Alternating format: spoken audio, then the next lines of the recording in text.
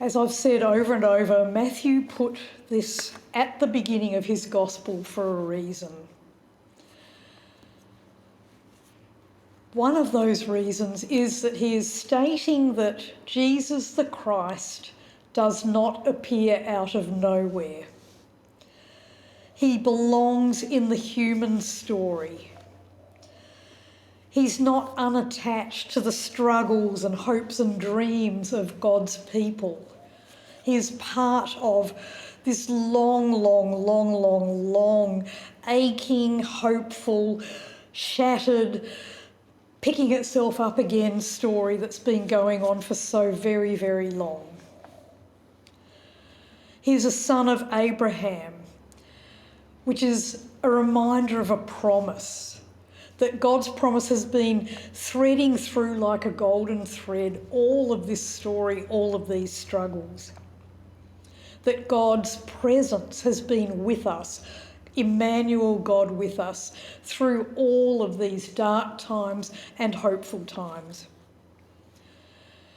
Matthew is also pointing out, I think, how vulnerable that story has been, that it could have come to a stop so often when people dropped the baton and failed to hand it on, when people failed to live faithfully.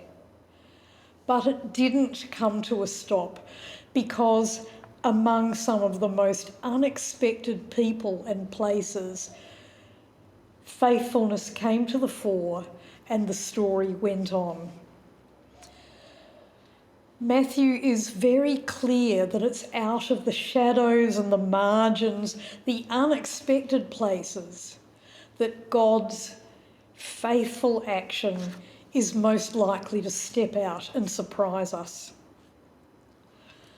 Each of the women that we've been looking at represents a different period of Israel's history, and it does create this sense of holding hands down through the centuries.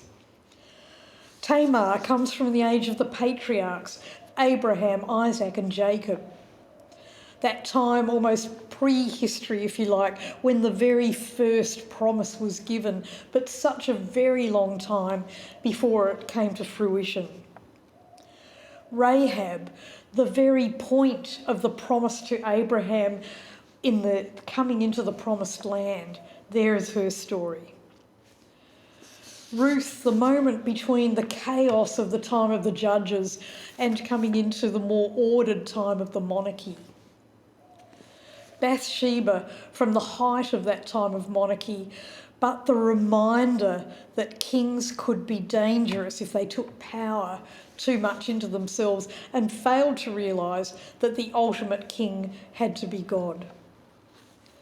Mary, the time of Roman occupation, a beaten Judea, a time where they didn't know if they would ever be their own people again. And in the middle of that, God with us. Through all of these, hope and promise and the story going on. But there's even more than that, or those themes are picked up and really played with as Matthew continues. The place of foreigners. It's always been contentious, as I mentioned in one of the earlier studies. Tensions between the idea of divorce your foreign wives, as Ezra and Nehemiah thundered to the people newly returned from exile, and at the same time, prophets saying, welcome in the foreigner, they have a place with God. The stories of foreigners told to show that without them, God's work can't be done. How are we meant to be confronted in our sense of exclusivity? How are we meant to maintain our identity as God's people, as something separated off from or as something that can go out and meet?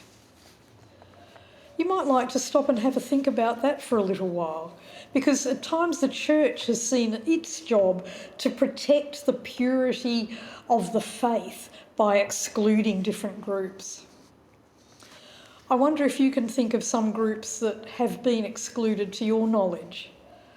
Have you yourself been excluded? And what mirror are we called to look into to say, who might I be excluding?